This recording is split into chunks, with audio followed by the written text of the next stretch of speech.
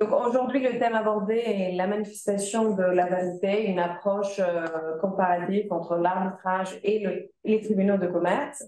Donc nous sommes honorés d'avoir parmi nous Valérie Debarreau ainsi que Julien Fourré.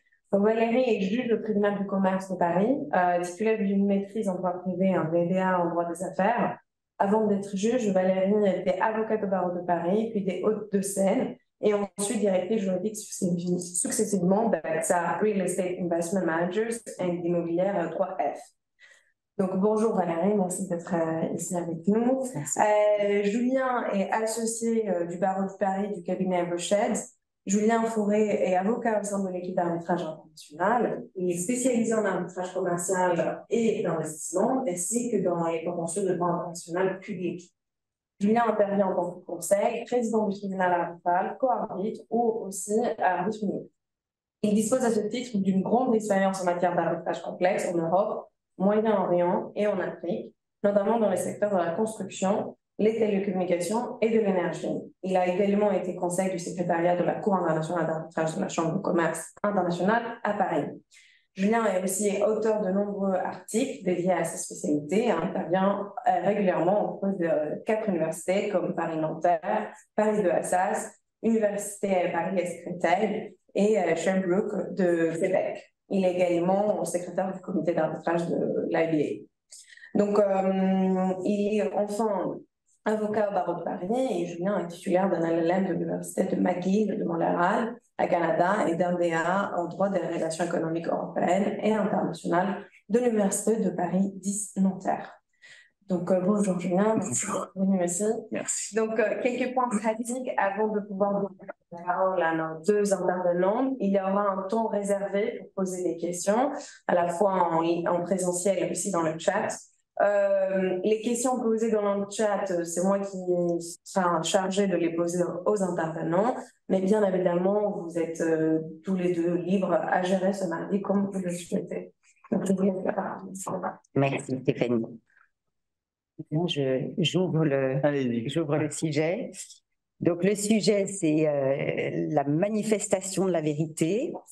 Alors c'est vrai que quand ce titre nous a été soumis, on s'est interrogé, ça fait très théâtral, ça pourrait même être le titre d'un roman policier. C'est la manifestation de la vérité. Manifestation de la vérité, absolument. Mais c'est en fait essentiellement un sujet de preuve. Donc c'est la raison pour laquelle le titre de notre présentation est « Règles relatives à la preuve », donc devant nos juridictions respectives. Alors, un sujet de preuve, pourquoi? Parce que la manifestation de la vérité permet, donc la preuve permet d'établir la vérité judiciaire qui n'est pas forcément la vérité universelle, hein, il y a également des vérités légales, il y a des vérités scientifiques, ou il y a des vérités consensuelles, hein, en cas de transaction. Mais elle permet donc d'établir la vérité judiciaire ou d'obtenir des éléments factuels nécessaires à trancher le litige qui est soumis à un tribunal arbitral. Donc je reprends fidèlement les termes de Julien, et de s'assurer de sa légitimité afin de conforter son caractère exécutable. Donc en matière de vérité judiciaire, par la preuve, donc les acteurs du procès recherchent une vérité, c'est l'article 10 du Code civil, dont je vous rappelle les termes. Chacun est tenu d'apporter son concours à la justice en vue de la manifestation de la vérité. Voilà, donc en cas de doute, le juge doit trancher, il doit dire une vérité et prouver, c'est emporter la conviction du juge, mais c'est également et surtout le résultat d'une procédure probatoire que nous allons évoquer dans le cadre de cette présentation. Alors, que faut-il prouver? Il faut prouver la réalité d'un fait ou l'existence d'un acte juridique. Donc, je pense que tout le monde a en tête la différence entre un fait juridique et un acte juridique. Hein. Rapidement, un fait juridique, c'est un événement, une situation de fait, hein, une naissance, un décès, une catastrophe naturelle, une grève, ou que sais-je, et qui produit des effets juridiques. Un acte juridique, c'est en revanche une manifestation de volonté qui est destinée à produire des effets de droit. d'un contrat, un testament, une donation. Donc, que faut-il prouver? Il faut prouver ce qui est contesté. Les faits habituels ou apparents n'ont pas à être prouvés. Les faits constants qui ne sont pas contestés n'ont pas non plus en principe à être prouvés. Il se peut que le juge exige d'une allégation qui n'est pas contestée qu'elle soit prouvée. Par exemple, le défendeur oppose un silence à une affirmation, le juge, effectivement, a un doute, il n'est pas convaincu et il demande au demandeur de prouver son affirmation. Alors, s'ils sont contestés, en revanche, ce sont donc les actes et les faits utiles, c'est-à-dire pertinents, qui ont un rapport avec le litige, et concluants, qui peuvent avoir une incidence sur le litige, qui doivent être prouvés pour soutenir une prétention. Tout ça a l'air d'être un peu des grands poncifs, mais c'est et fait qu'il convient de se remettre en pensée. Donc, les modes de preuve, maintenant, une fois qu'on a dit que faut-il prouver? Alors, à moi, que faut-il prouver? Je vais être assez rapide sur cette question-là, parce que dans que faut-il prouver, ce qu'a dit Valérie s'applique de manière assez générale en matière d'arbitrage international, sauf qu'en matière d'arbitrage international, on a un peu rien. C'est un peu le principe de cette procédure, c'est-à-dire qu'elle s'adapte en fonction de ce que les parties veulent. Donc, on a d'abord, et je le dis simplement ici, je le mentionne, pourquoi je mets différence entre charge de la preuve et normes standards de preuve, parce que c'est en fait, dès que vous cherchez la question de preuve et la question des questions probatoires et donc de manifestation de la vérité, c'est ce sur quoi vous allez tomber si vous regardez des écrits en matière d'arbitrage. Parce qu'en fait, on se pose plutôt la question de savoir qu'est-ce qu'on doit prouver et qui doit le prouver, qu'autre chose en matière d'arbitrage. Et c'est pour ça que je le mets là, parce que même si c'est pas que faut-il prouver, c'est comment est-ce qu'on doit le prouver et qui doit le prouver, qui se pose en fait dès le début, parce que c'est la seule interrogation qu'on se pose. Pourquoi? Parce que les principales règles d'arbitrage commercial et même les lois nationales en matière d'arbitrage contiennent généralement aucune règle générale en matière de preuve ou de charge de la preuve pour l'arbitrage. Il n'y a pas de principe général qui régirait en matière de droit interne la charge ou la norme de la preuve. Pour la plupart, et en matière aussi de règlement d'arbitrage, ils affirment uniformément que les tribunaux arbitraux vont jouir d'un pouvoir totalement discrétionnaire et large pour trancher les questions de preuve, sous réserve, bien entendu, généralement, de l'accord, de l'assentiment des parties sur des questions de procédure. Et ça, on le retrouve de manière assez automatique dans les règlements d'arbitrage. Vous pouvez regarder l'article 25.1 du règlement CCI ou même l'article 23.2 ou 25.1 du CMAP qui nous accueille aujourd'hui. 25.1 étant plutôt sur instruction et 23.2 un peu comme l'article de 25.1 de la CCI sur les questions de liberté totale du tribunal en matière de preuve. Donc, c'est ce qu'on appelle parfois le principe de la libre appréciation des preuves par le tribunal arbitral.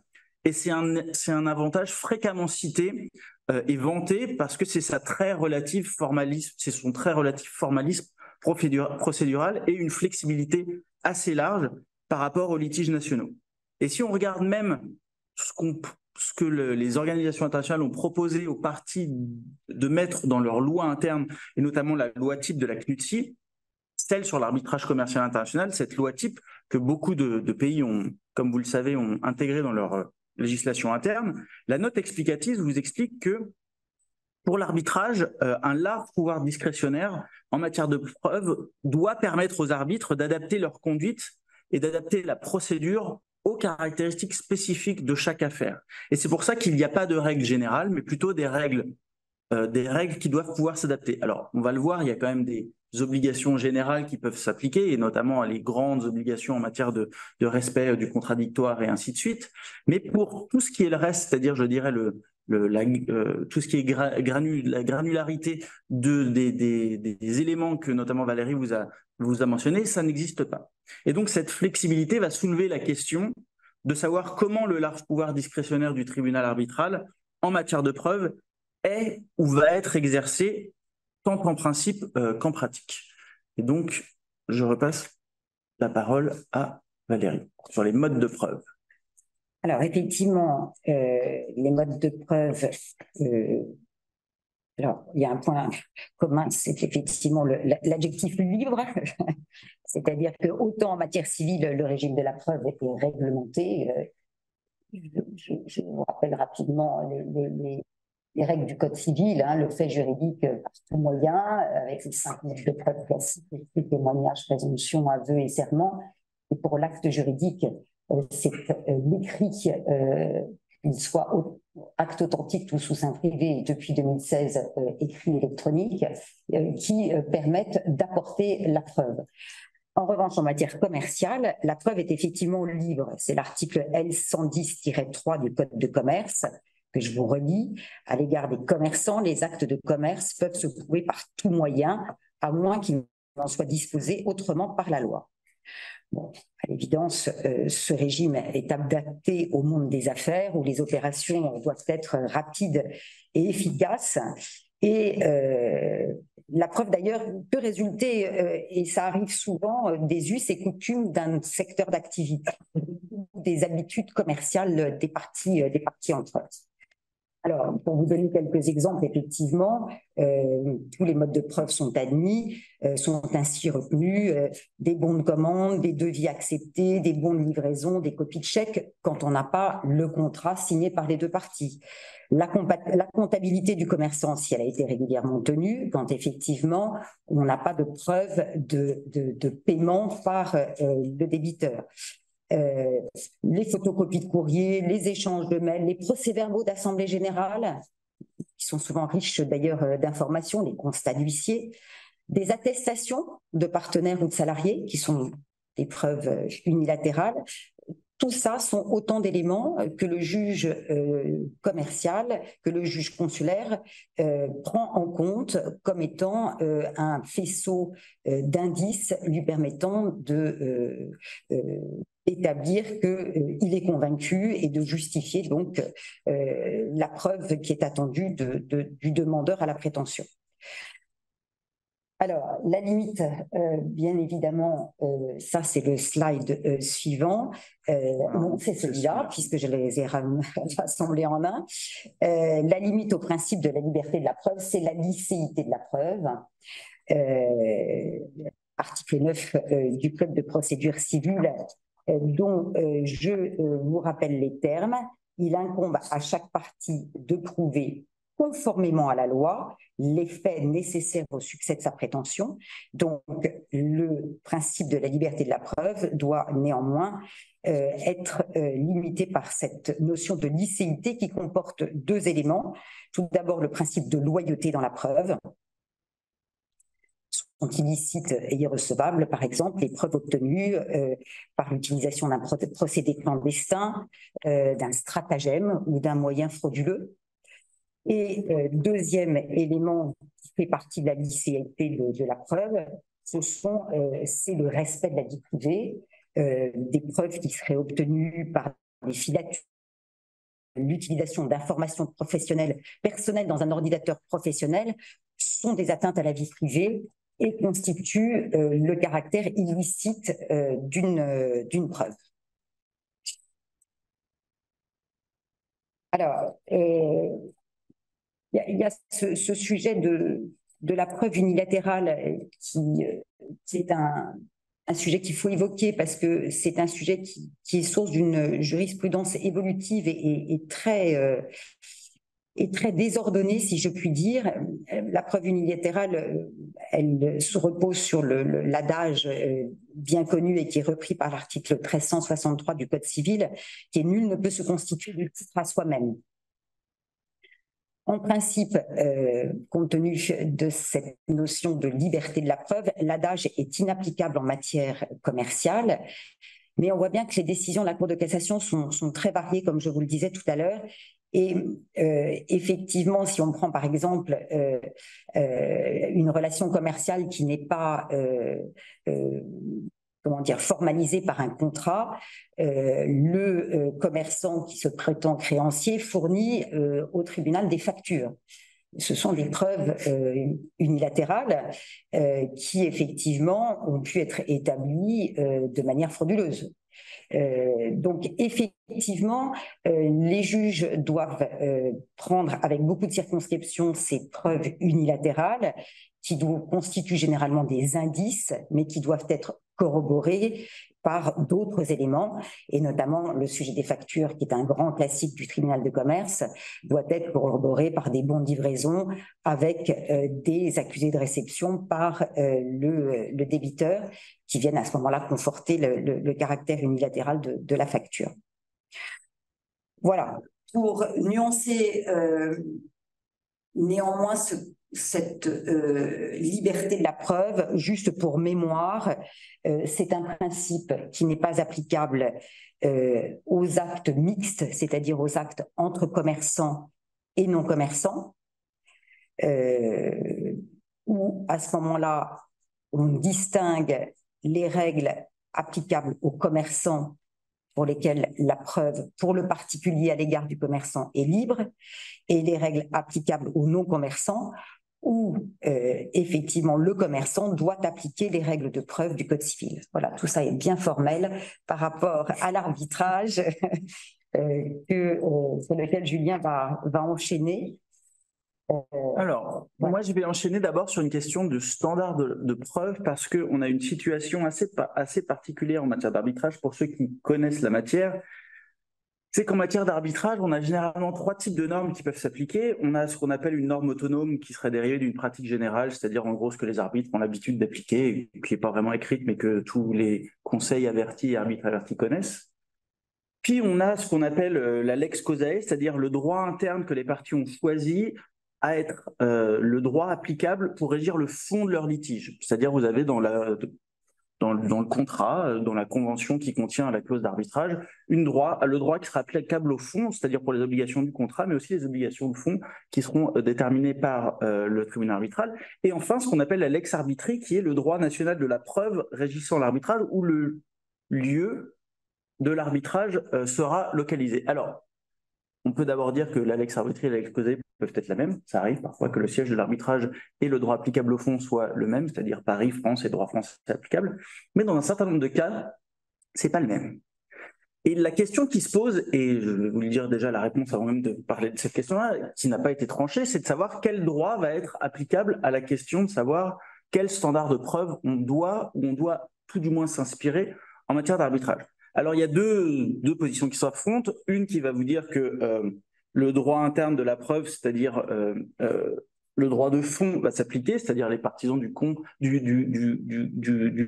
fond du droit, c'est-à-dire qu'ils vont dire que les questions de preuve sont nécessairement rattachées au droit applicable au fond, et d'autres qui vont vous dire non, c'est le droit applicable à la forme. Donc, assez rapidement dessus, mais quand même parce que c'est intéressant, pour les partisans du fond, c'est soutenir que le charge et le niveau de preuve vont déterminer dans quelle mesure il est facile ou difficile pour le demandeur de faire valoir, par exemple, sa créance ou ses demandes. Par conséquent, ça affecte le fond de son droit et donc, ça peut déterminer si oui ou non la créance existe et donc, il faut que ce soit le droit du fond, c'est-à-dire le droit du contrat, on va dire, qui doit s'appliquer.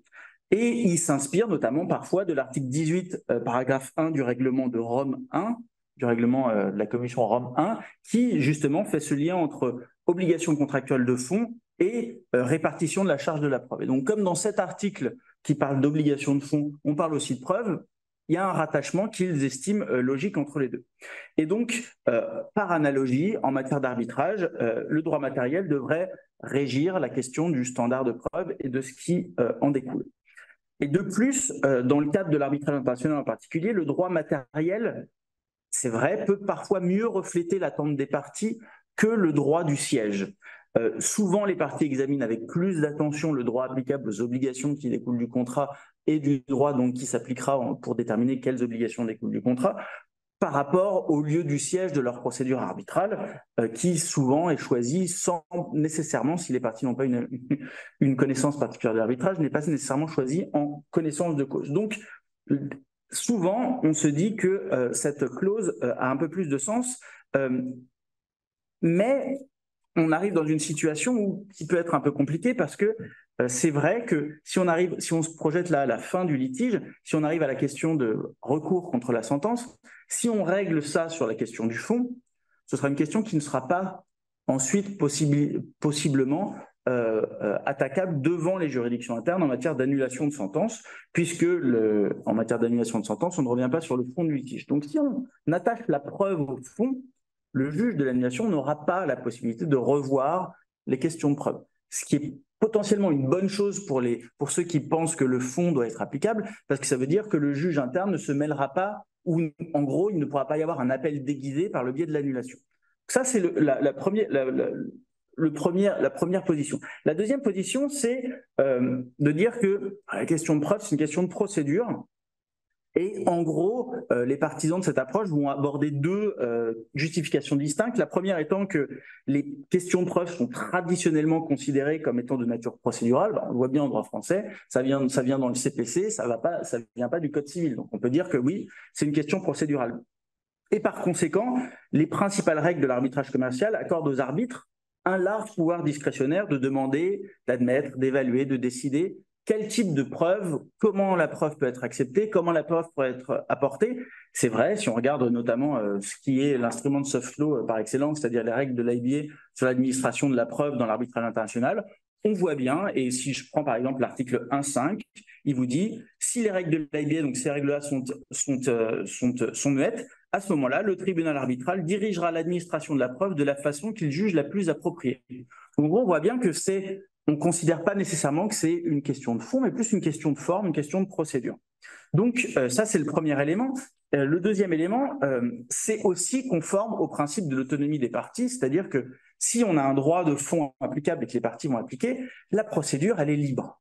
Et on voit bien qu'en matière de preuve, si on regarde notamment ces règles de l'ABA qui sont appliquées de manière quasiment constante maintenant par les tribunaux, c'est la liberté qui prévaut. Tout est suggestion, rien n'est obligation. Donc, en gros, les parties peuvent choisir les différentes dispositions qu'elles veulent appliquer ou pas appliquer. Donc, si on devait appliquer le droit de fond, à ce moment-là, on aurait plus de difficultés à adapter.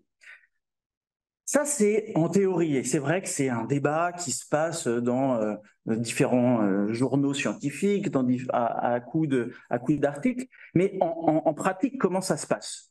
Parce qu'aujourd'hui, qu'est-ce qui se passe si vous allez dans un tribunal arbitral? Alors, il semble que d'un point de vue assez général, si on veut faire une généralité, les tribunaux se focalisent rarement sur les questions de preuve et ont tendance, s'ils ont tendance à se référer à une loi, à se référer plutôt à la loi applicable au fond, parce que c'est la loi qu'ils appliquent le plus quand ils ont à trancher un litige, ou alors à ce que je vous disais en premier, une espèce de norme internationale ou des principes généraux qui seraient applicables en matière de preuve. Alors on pense à tous les grands principes généraux en matière de contradictoire, en matière d'égalité des armes et ainsi de suite.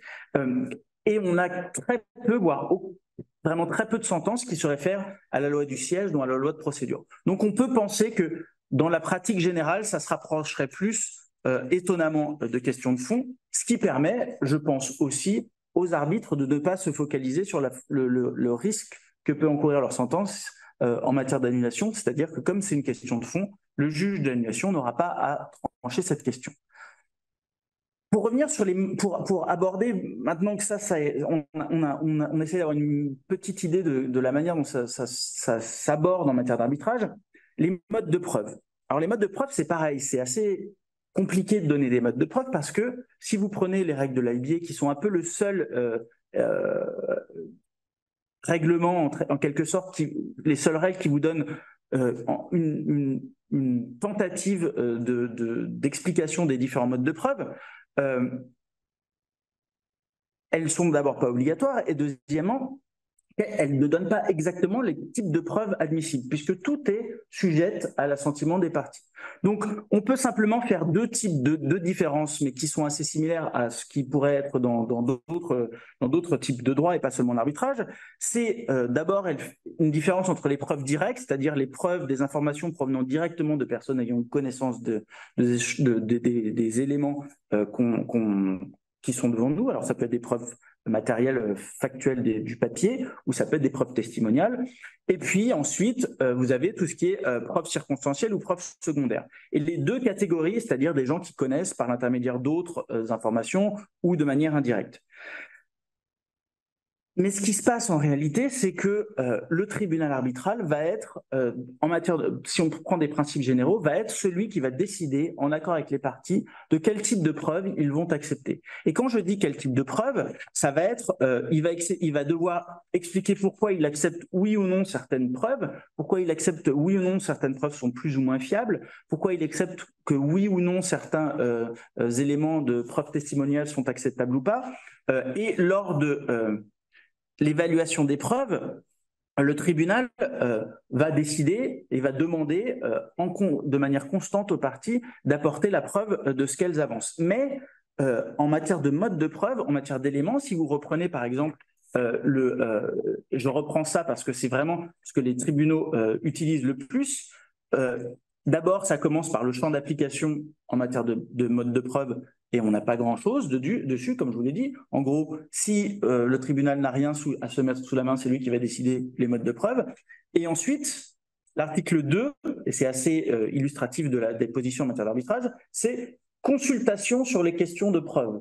Donc, c'est-à-dire que quand on veut appliquer ces règles qui sont véritablement ce que les tribunaux appliquent tout le temps, on va d'abord demander l'avis des parties. Et là, ensuite, vous avez une énumération de quel type de preuve on peut avoir. Donc, vous avez documents, vous avez expertise, vous avez preuve testimoniale, mais vous n'avez pas de détails.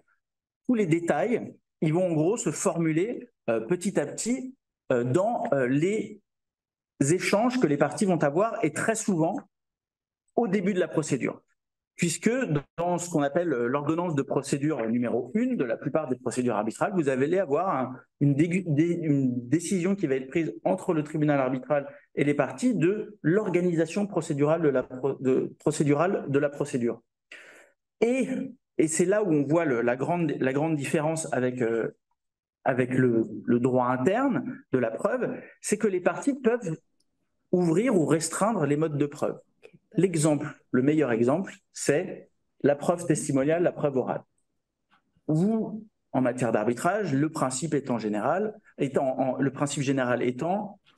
preuve testimoniale, donc un témoin qui va venir d'abord apporter une déclaration écrite et ensuite il y aura un contre-interrogatoire. Ça semble assez classique.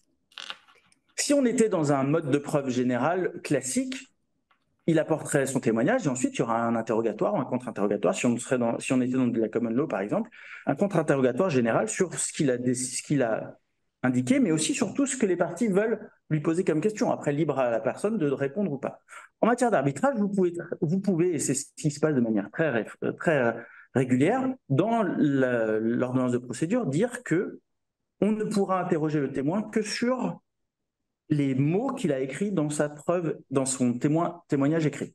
Donc, vous restreignez automatiquement la preuve orale que ce témoin pourra donner. Même s'il connaît des choses à l'extérieur, même s'il y a des documents dans le litige qui prouvent qu'il connaissait autre chose, si dans l'ordonnance de procédure, il y a une décision conjointe des parties avec le tribunal de restreindre la preuve à simplement ce qu'il a écrit, on ne pourra pas l'interroger sur autre chose. Alors après, je dis on ne pourra pas. Si le tribunal se permet de l'interroger sur autre chose, rares sont les parties qui vont objecter. Qu'on soit d'accord là-dessus. Mais en l'espèce, c'est vraiment ça montre à quel point les parties peuvent choisir quel mode de preuve elles veulent. Soit on peut interroger le témoin sur tout ce qu'on veut, soit on restreint véritablement son cadre d'intervention. Et c'est un peu la même chose pour l'expertise. C'est-à-dire qu'il y a aussi un mode de fonctionnement qui est assez similaire à la preuve orale factuelle, avec des différences. C'est que comme c'est un expert, il a des obligations vis-à-vis du tribunal qui sont un peu différentes. Pour revenir à la preuve écrite et aux documents, il faut aussi se souvenir que, et c'est là une large influence du droit anglo-saxon, c'est qu'on a une procédure qu'on appelle la procédure de production de documents, qui est maintenant quasiment automatique dans la plupart des procédures arbitrales, sauf les petites procédures arbitrales, c'est-à-dire de demander à l'autre partie d'aider à la fourniture de preuves, de documents qui pourraient aider notre cas parce que, par exemple, ils sont les seuls à disposer de cette preuve. Et ça, c'est une procédure très particulière, mais qui montre à quel point, et là, les parties encore ont la possibilité de l'adapter, il peut y avoir plusieurs échanges, ça peut être plus ou moins long, il faut plus ou moins justifier ce sur quoi on veut obtenir des documents. Mais c'est important de le savoir parce que ça change aussi le fardeau de la preuve. C'est-à-dire que Si vous demandez un document que le tribunal vous accorde le droit d'obtenir ce document vis-à-vis de la partie adverse et que la partie adverse ne le produit pas, le tribunal pourra en tirer des conséquences, sans même avoir la preuve, en disant on sait que ce document existe, enfin on a une grande certitude que ce document existe, on vous demande de le produire, la partie adverse refuse de le produire, donc le tribunal va avoir ça, même s'il le prend en compte que à l'arrière de son esprit, de manière inconsciente, il le prendra en compte dans sa décision. Donc on voit bien à quel point c'est beaucoup moins strict, beaucoup moins précis, mais beaucoup plus adaptable au litige, et c'est pour cela souvent que les parties ont choisi l'arbitrage, parce que ces modes de preuve sont assez libres et assez généraux. Je vous passe la parole sur la charge de la preuve.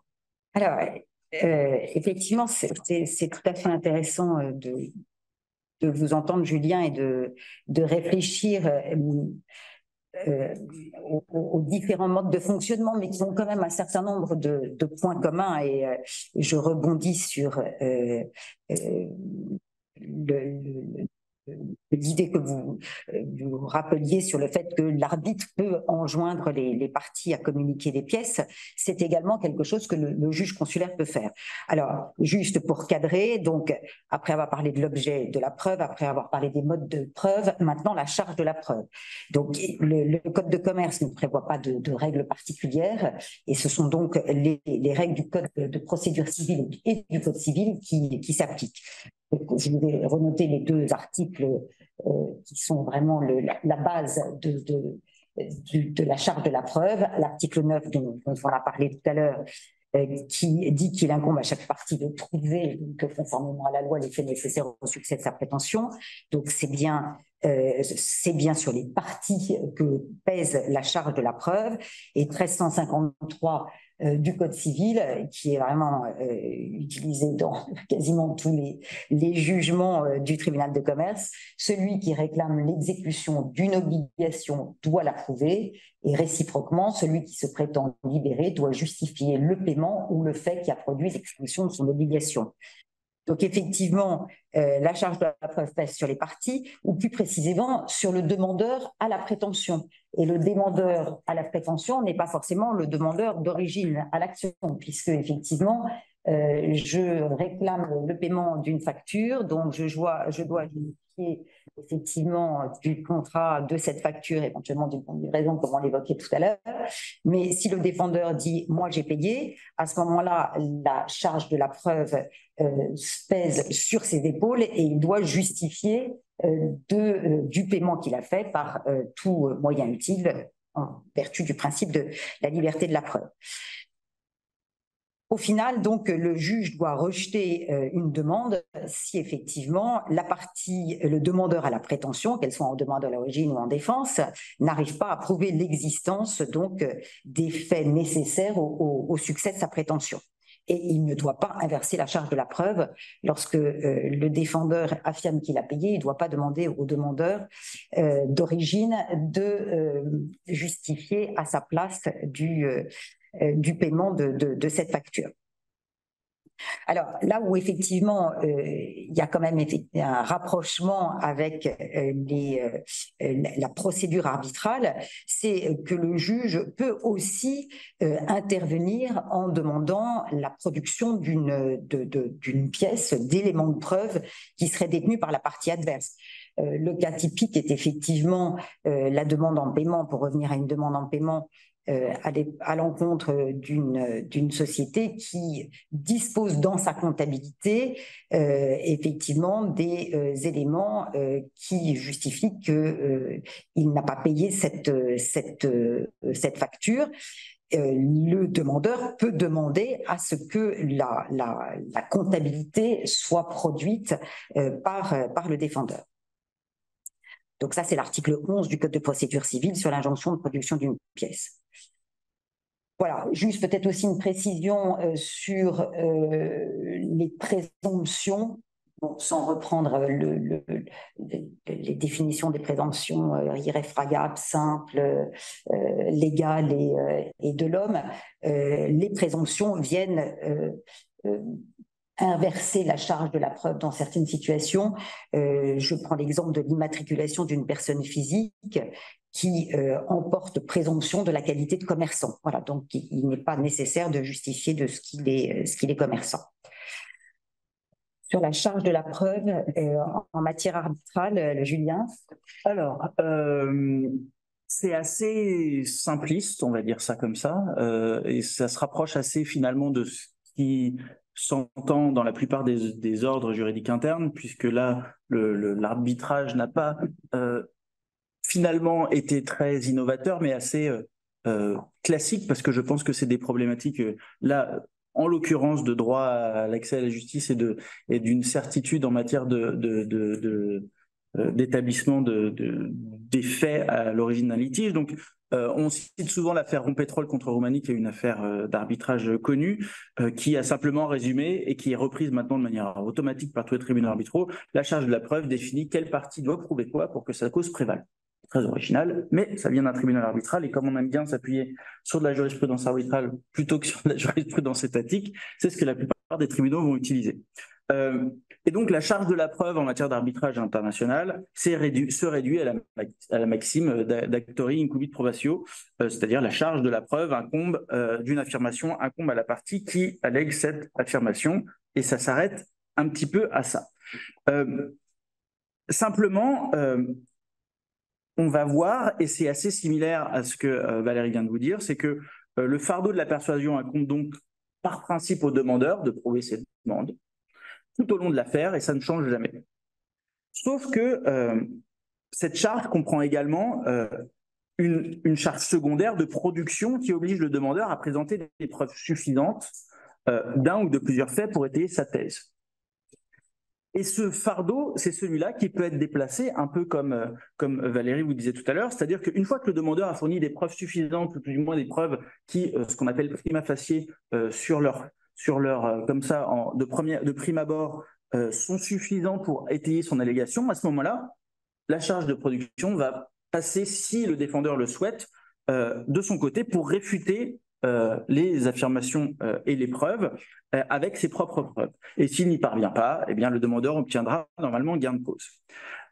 C'est intéressant parce que c'est assez classique, c'est pas du tout original, mais c'est intéressant parce que par contre, on a tout un tas de procédures, et c'est pour ça que j'ai mis quelque chose d'assez hybride entre le droit de la common law et le droit civil, c'est qu'on a des procédures justement sur des questions de preuve qui ont été mises en place pour essayer de deux choses, notamment d'arrêter des procédures qui visiblement pour lesquelles visiblement les parties n'ont pas de preuves, et simplement elles ont engagé une procédure un petit peu pour mettre, on va dire, de manière triviale, la pression sur la partie adverse, mais on s'aperçoit très vite qu'elles n'ont pas de preuves, donc ça on va le voir, il y a des procédures qui maintenant existent pour que l'arbitre, en gros, en quelque sorte, radie l'affaire assez rapidement pour que ça n'avance pas.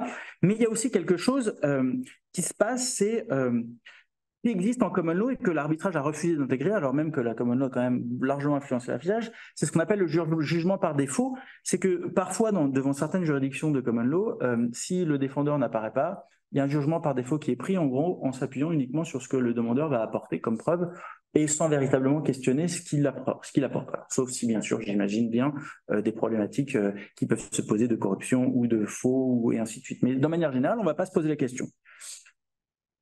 En arbitrage, c'est un petit peu l'inverse parce qu'on a on a la peur de l'annulation quand on est arbitre. Donc, quand on a la peur de l'annulation, on a la peur de ne pas respecter le contradictoire, puisque c'est quand même un des grands principes qui peut mener à une annulation. Donc, ce qui se passe, c'est qu'en fait, le tribunal arbitral, même si une partie n'apparaît pas, il va questionner la charge de la preuve.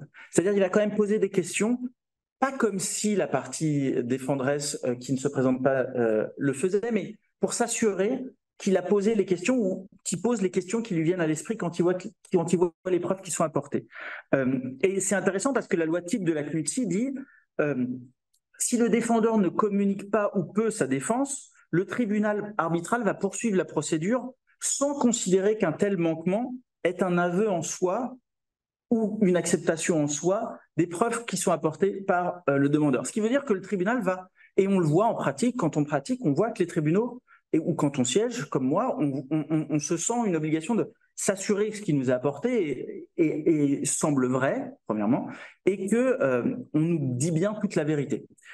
Donc, il va établir, notamment le tribunal va d'abord établir qu'il a compétence. Il va s'assurer qu'il n'y a pas de problème de compétence par rapport à la clause compromissoire qui lui est soumise. même si le défendeur n'est pas là, il va s'assurer parce que là, la compétence, c'est une question qui peut aller devant le juge de l'annulation. Donc, il va s'assurer qu'il a compétence, donc il va poser des questions, et il va ensuite quand même essayer, je dirais avec un bel anglicisme, de challenger un peu ce que le demandeur va dire pour voir si il a bien établi sa cause sur le fond. Et si le demandeur n'arrive pas à produire des éléments de preuve suffisants pour satisfaire à la norme prima facie ce qu'il allègue, alors le défendeur l'emportera parce que, en gros, le demandeur n'aura pas prouvé sa cause alors même qu'il est seul. Et il y a plusieurs arbitrages qui sont, et c'est de plus en plus le cas pour les arbitrages, les tribunaux font très très attention à s'assurer que même si une partie n'est pas là, elle, en quelque sorte, elle n'est pas là pour différentes raisons. Peut-être qu'elle ne peut pas être représentée, peut-être qu'elle n'a pas la volonté pour différentes raisons, mais il s'assure que la charge de la preuve incombe toujours à l'origine au demandeur, et donc le tribunal va s'assurer que le demandeur remplit bien sa charge. Donc ça, c'est quelque chose d'assez intéressant et qui est toujours limite parce qu'il ne faut pas non plus que la partie qui est là ait l'impression d'être sous le feu d'un tribunal qui n'est pas totalement impartial. Et au contraire, je pense que ce que le tribunal essaye de faire, c'est d'être totalement impartial et de ne pas préjuger de ce qui se passe.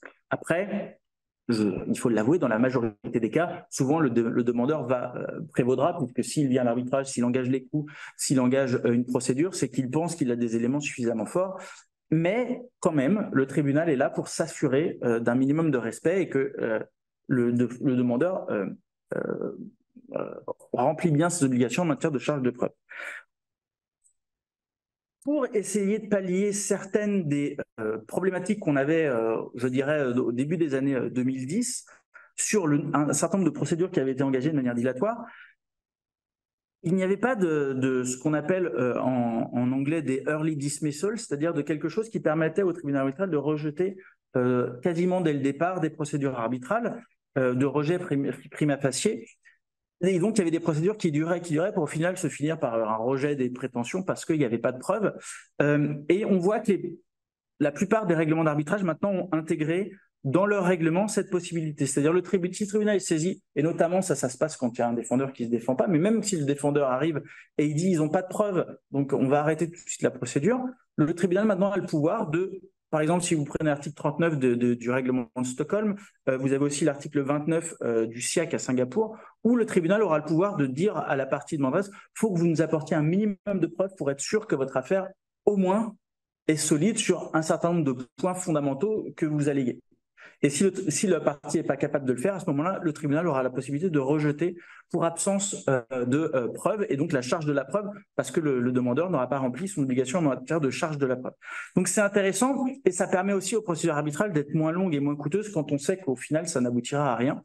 Donc ça, c'est une nouveauté. Le règlement, par exemple, si on prend le règlement CC, ne contient pas une règle en tant que telle, mais offre ce pouvoir dans une note qu'il donne aux arbitres. Donc on voit que la plupart des grosses institutions arbitrales internationales essayent de s'assurer que les procédures en matière de charge de la preuve soient importantes en matière de coût et en matière de rapidité pour ne pas avoir des procédures qui durent et durent, alors même qu'on sait qu'elles n'aboutiront à rien. Donc, maintenant, le rôle du juge en matière d'administration de la preuve.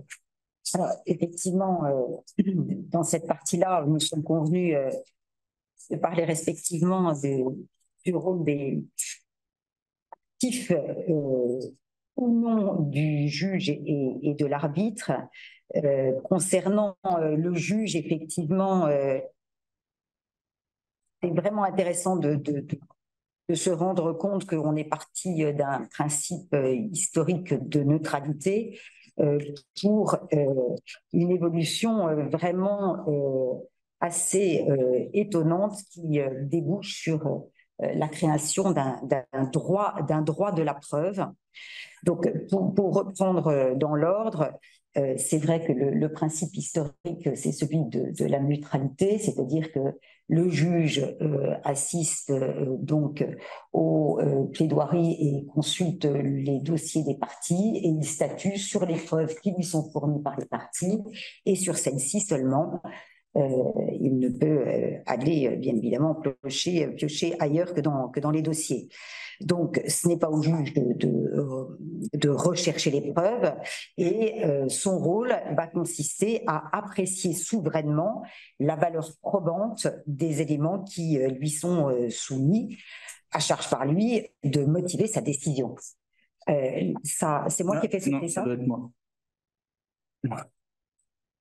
Voilà, donc effectivement, c'est son obligation légale de motiver sa décision et sa décision, voilà, le début de la motivation du tribunal rappelle d'abord, effectivement, les articles sur lesquels il va se fonder et puis reprendre les moyens des parties en rappelant quelles sont la manière dont il justifie ces moyens. Et le tribunal va analyser les éléments de preuve pour en déduire effectivement de sa conviction ou de sa non-conviction, mais en justifiant, en motivant sa prise de position. Alors, pour autant, le juge n'est pas totalement passif. Et donc, les deux articles du Code de procédure civile que je vous ai rappelés là sont effectivement des outils qui sont extrêmement couramment utilisés. Hein, c'est-à-dire que, effectivement, alors moi, il m'est pas arrivé de demander la comparution personnelle des parties ni une enquête, mais demander des attestations, ça c'est très courant.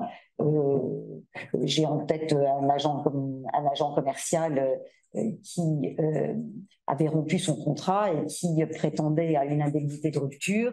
Et pour ce faire, il expliquait que, en fait, il avait une maladie qui le rendait incompatible son état de santé avec son métier d'agent commercial. Et il me fournissait des tas de certificats médicaux. Le juge n'est pas médecin.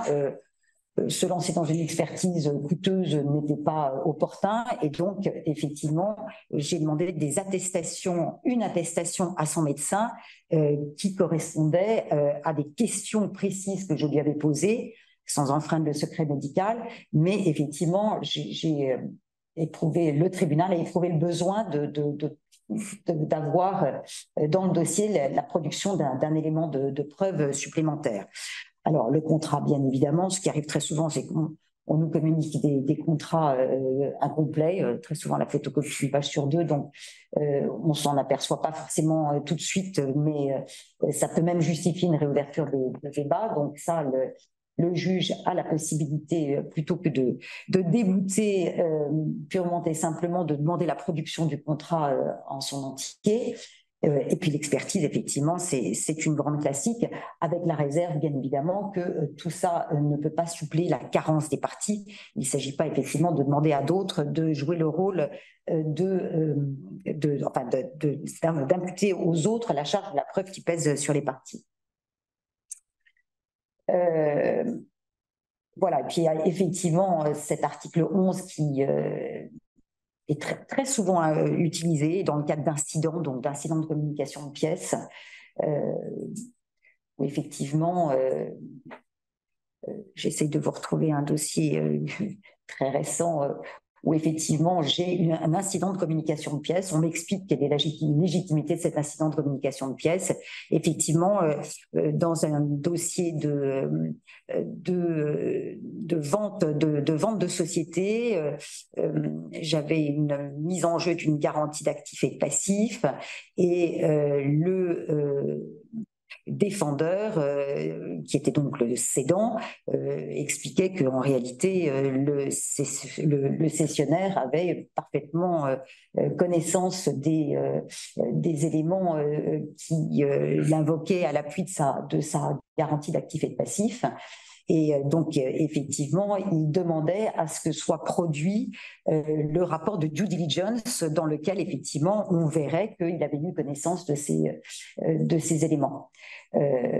Et donc, incident de communication de pièces. Et le tribunal a effectivement enjoint à la partie défenderesse de communiquer ce rapport de due diligence dont on nous invoquait qu'il était confidentiel et qu'il comportait des secrets d'affaires et qu'on ne pouvait pas le communiquer. un rapport de due diligence qui doit être communiqué effectivement entre un cédant et un cessionnaire dans le cadre d'un procès devant le tribunal de commerce, le tribunal a estimé que c'était tout à fait justifié qu'il soit communiqué. Voilà, donc sous principe de neutralité, le juge a quand même effectivement un rôle actif dans le déroulement du procès sur ces sujets de preuve.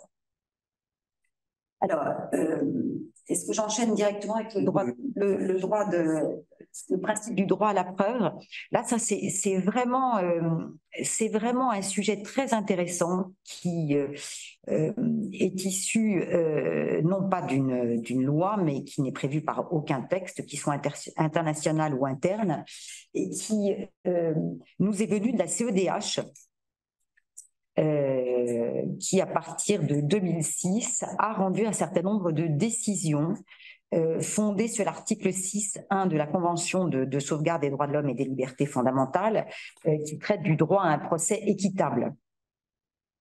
Et ce principe créé par la CEDH a été consacré par la Cour de cassation, alors bien évidemment dans un premier temps par les chambres sociales de la Cour de cassation, à compter de 2012. Et il consiste quoi? Il consiste à dire que chaque partie doit raisonnablement pouvoir présenter ses preuves, donc procès équitable, y compris lorsque d'autres droits fondamentaux ou protégés sont en concours, tels que le droit à la vie privée ou le secret des affaires.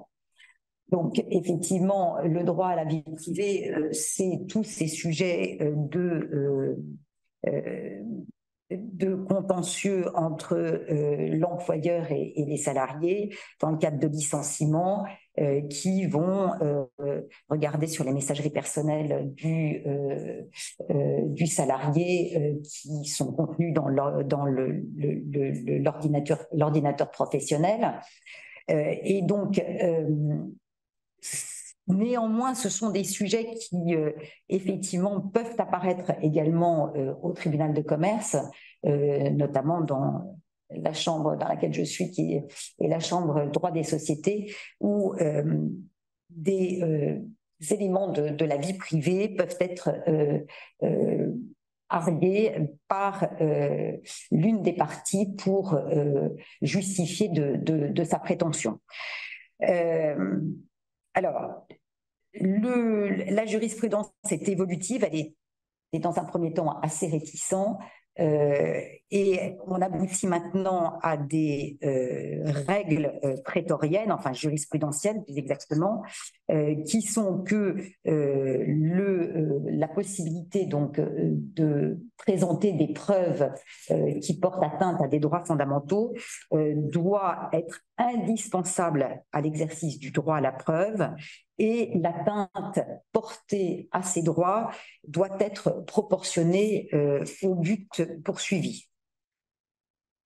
Alors, ce droit, et c'est mon slide suivant, recouvre non seulement l'accès à la preuve avant le procès, mais également la production de la teneur d'un élément de preuve au cours du procès. Alors, l'accès à la preuve, c'est un sujet qui est extrêmement souvent utilisé au tribunal de commerce. Ce sont effectivement les demandeurs à une action qui n'a pas encore été lancée, qui saisissent dans le cadre de l'article 145 du Code de procédure civile le juge sur requête pour se voir autorisé à faire constater par huissier des éléments qui sont détenus donc par leur futur défendeur. Donc cette possibilité est quand même extrêmement inquisitoire, puisque on n'a pas les éléments et on demande à un huissier de rentrer dans les ordinateurs de la société adverse pour pouvoir se procurer ces éléments de preuve. Donc là, on a effectivement un encadrement très strict avec un contrôle de la Cour de cassation particulièrement vigilant. La mesure doit être légitime, nécessaire et proportionnée au but poursuivi. Par exemple, le juge va faire droit à cette requête mais en confiant une mission à l'huissier qui doit être vraiment limitée aux documents en lien avec les faits et va pour ce faire lui donner toute une liste de mots-clés précisément énumérés de manière à ce qu'effectivement les recherches ne se fassent que sur les mots-clés et qu'on n'investigue pas l'intégralité des documents de l'entreprise. Donc ça c'est pour le droit à la preuve avant même l'initiative d'un procès. Et au cours d'un procès, la production donc d'un élément de preuve qui peut effectivement porter atteinte à ces droits doit être également très encadré, puisque le juge doit vérifier la nécessité de la mesure prise, s'assurer des raisons qui la justifiaient et rechercher si d'autres moyens ne portant pas atteinte au droit fondamental étaient envisageables. Ça, ce sont des arrêts très récents de la Cour de cassation du 8 mars 2023. Il y a eu 4 arrêts qui ont été rendus par la Chambre sociale qui viennent vraiment de plus en plus bien préciser le contour de la production de ces preuves qui sont finalement qualifiées d'illicites, hein, puisqu'il peut s'agir de preuves obtenues, comme je vous le disais tout à l'heure, dans le cadre d'un stratagème ou dans le cadre d'une filature ou dans le cadre d'écoutes illicites. Donc, effectivement, on arrive avec l'élaboration de ce droit à la preuve à faire reconnaître que des preuves illicites ne sont plus forcément exclues, mais peuvent constituer des pièces qui vont emporter la conviction du juge. Et on se rapproche à ce moment-là, alors je suppose que vous aurez des tas de choses à dire, Julien, là-dessus, mais on se rapproche aussi, je tenais à faire le parallèle avec le droit pénal, où là, effectivement, depuis longtemps, la production de preuves illicites est envisageable plus exactement. Mais en tout cas, effectivement, en termes de respect du droit de la vie privée et du secret des affaires, c'est effectivement des choses qui bougent beaucoup. Pour finir par un petit exemple qui m'a été soumis récemment, on me demandait une injonction de communiquer une sentence arbitrale, justement. J'avais oublié de vous en parler. Et en fait, on me demandait, il y avait une injonction de communiquer plusieurs documents, un acte de cession assez ancien, mais qui fondait les prétentions du demandeur. Et puis, le demandeur demandait également la sentence arbitrale qui avait mis un terme à ce litige, mais dont il était interjeté à peu.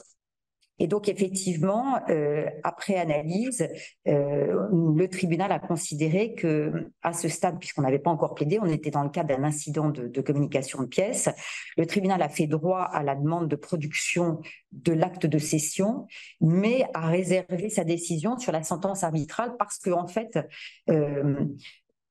pour communiquer la sentence arbitrale, il fallait que ça aurait permis au demandeur d'élaborer le chiffrage de son préjudice, mais en réalité, on n'avait pas encore, le tribunal ne s'était pas encore prononcé sur la faute, et avant de parler du préjudice, on va parler de la faute. Voilà.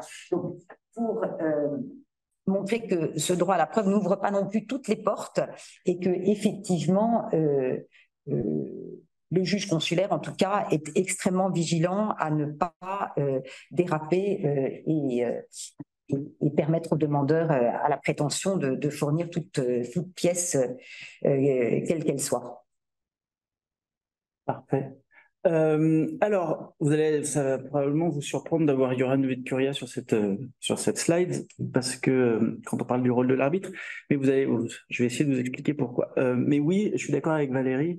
On va voir qu'en fait, ça m'a beaucoup intéressé parce que je connaissais pas tellement cette problématique, parce que c'est quelque chose qui existe dans l'arbitrage, cette problématique des pièces illicites et cette problématique de la non-nécessité de les exclure forcément des débats. Donc, pour revenir à ce que je vous disais, donc, sur le rôle de l'arbitre. Le rôle de l'arbitre, pourquoi je mets Yoran Vetkuria? Parce que ça a été utilisé un peu à tort et à travers par les arbitres, pas seulement pour du droit, mais pour tout. Pourquoi c'est intéressant? Parce que ça veut dire qu'on octroie au tribunal arbitral le pouvoir d'appliquer de manière indépendante son propre raisonnement et aussi de choisir ou de décider d'utiliser certains éléments qui n'auraient pas forcément été totalement produits par les parties. Alors, pourquoi je dis totalement? Parce que l'arbitre peut s'octroyer un genre de pouvoir d'investigation sur certaines questions que les parties n'auraient pas poussées à leur maximum. Je vous donne un exemple qui a été utilisé dans les sentences arbitrales. Les parties proposent un calcul des dommages assez particulier et le tribunal n'est pas totalement convaincu, donc il va lui-même essayer d'aller voir si le calcul qui lui est proposé est correct ou pas. Donc c'est lui qui va aller faire la recherche, c'est lui qui va aller s'appuyer sur sa propre recherche, qu'il n'a pas nécessairement soumis aux parties avant, en disant mais les parties ont utilisé ce mode de calcul ou cette technique, simplement ils ne l'ont pas utilisé à dessein ou bien ou correctement, une disant 0, l'autre disant 100, et donc eux ils vont trouver que finalement 50, les arbitres c'est le bon chiffre, et donc ils vont utiliser ça. Et donc il y a bien sûr différentes nécessités dans cette problématique. Il faut un minimum faire participer les parties et s'assurer que les parties ne sont pas en quelque sorte prises en défaut parce qu'on leur aurait pas soumis un certain nombre d'informations. Mais les tribunaux arbitraux jouissent d'un effet assez large pour agir de leur propre initiative sur ces questions-là. Et donc le rôle de l'arbitre est assez important. Et donc il peut prendre un grand nombre d'initiatives aussi en matière de preuves factuelles. Et ce qui est intéressant, c'est que le principe de l'autonomie des parties n'empêche pas le tribunal d'exercer ses pouvoirs de sa propre initiative pour la bonne et simple raison que c'est l'autonomie des parties qui lui a donné ce pouvoir, qui lui a conféré la possibilité d'agir comme il le souhaite dans un certain nombre de... Bon, bien sûr en respectant un certain nombre de principes, mais tout de même. Donc il a le pouvoir donc de décider d'office le fondement de sa décision qui n'est pas nécessairement quelque chose qui aurait été soumis très clairement par les parties. Et c'est particulièrement important quand on a des considérations d'ordre public, c'est-à-dire quand on a des considérations classiquement, puisque ça devient récurrent dans les juridictions françaises, de corruption ou de concurrence. Et donc dans ces questions-là, s'il y a des questions qui peuvent se poser et qu'il a à les trancher, il peut le faire d'office sans même que les parties ne les soulèvent. Souvent, pour s'assurer qu'il n'y ait pas de souci, il va les soulever, mais il va les soumettre aux parties. C'est-à-dire, il va soulever une question que les parties n'auraient pas soulevée, mais il va dire aux parties, je veux vous entendre sur ces questions-là. Et le rôle de l'arbitre va être là de les obliger à apporter la preuve de oui ou non de ce que lui, il imagine, ou plutôt de ce que lui, il a compris de l'affaire. Et donc, c'est là où le rôle de l'arbitre va être de forcer les parties à échanger, à apporter la preuve de ce que l'arbitre a compris ou a mal compris. Et donc, c'est intéressant parce qu'il sait très bien, et pourquoi il fait ça, encore une fois, parce qu'on revient toujours à la question ultime de l'arbitre quand on est arbitre, c'est on veut s'assurer que sa sentence puisse être exécutée et ne soit pas annulée. Et il sait très bien de plus en plus que s'il ne le fait pas, alors que même que n'importe qui regarderait les échanges qu'ont eu les parties, n'importe quel juriste se poserait cette question-là, si lui ne la pose pas, ça peut entraîner une annulation de la sentence, notamment sur des questions de corruption qui sont, encore une fois, quelque chose qui revient malheureusement assez régulièrement. Et donc, mais ce qui est intéressant, c'est qu'en fait, le tribunal arbitral, et je dirais, moi j'appelle ça le manque d'attention des tribunaux, mais en même temps, c'est parce que c'est la flexibilité de cette matière qui donne ça, il n'y a pas d'attention véritable sur... les questions de preuve. Les tribunaux vont généralement expliquer que peu importe la norme de la preuve qu'on applique, peu importe la charge de la, enfin pas la charge de la preuve, peu importe le standard de preuve qu'on applique, de toute façon le résultat aurait été le même. Donc il va appliquer un standard de preuve qu'il estime le plus approprié et en quelque sorte qui s'accommode assez bien des règles de droit de fond ou de procédure qui s'appliquent. Et il va dire, mais même si j'avais pas appliqué celle-là, ça aurait quand même fonctionné. Et on le voit ça de plus en plus souvent parce qu'en fait, comme il n'y a pas de débat sur la charge ou le standard de preuve, le tribunal va en gros analyser tout ce qu'il estime être nécessaire pour voir si qu'il ait pris l'un ou l'autre, ça aurait rendu la même décision. Et c'est intéressant parce que en gros, on observe que les lois et les règles applicables en matière de preuve, en fait, le rôle de l'arbitre, c'est de s'assurer que en gros, ça correspond à ce que les parties veulent et ça correspond à ce qu'il veut pour trancher le litige. Et c'est pour ça que ce qui est important quand on regarde les règles de l'AIBA en matière d'administration de la preuve, qui sont véritablement le fondement de la plupart des décisions des tribunaux arbitraux, puisque maintenant, même dans les notes des différentes institutions d'arbitrage, on fait référence à ces règles, parce que c'est les seules qui posent un cadre qui peut être utilisé par les parties. Encore une fois, ce que je vous disais tout à l'heure, l'article 1.5 dit que le tribunal arbitral dirige l'administration de la preuve de la façon qu'il juge la plus appropriée, conformément aux principes généraux de ces règles. Et ça le dit, même si les règles sont silencieuses sur un point qui a été soulevé par les parties. Par exemple, s'il y a une question très spécifique en matière de preuve, si les règles de l'IBA ne règlent pas cette question, c'est donc au tribunal de décider ce qu'il a envie d'en faire. Pour ceux qui n'ont jamais mis le nez dans ces règles, il y a un article, si on s'intéresse à la preuve, qui est fondamental, c'est l'article 9. Et l'article 9, il parle de recevabilité et de valeur probante des preuves. Et pourquoi je le mentionne sur le rôle de l'arbitre? Parce qu'en fait, cet article,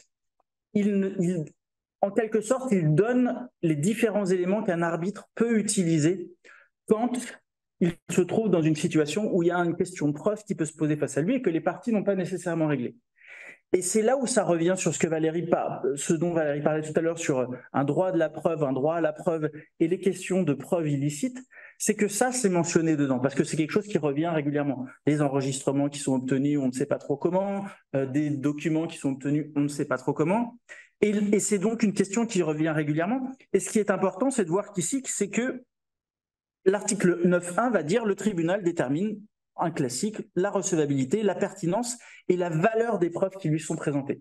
On ne lui donne pas de cadre, mais on dit que c'est lui qui va décider. Donc on lui octroie ce droit.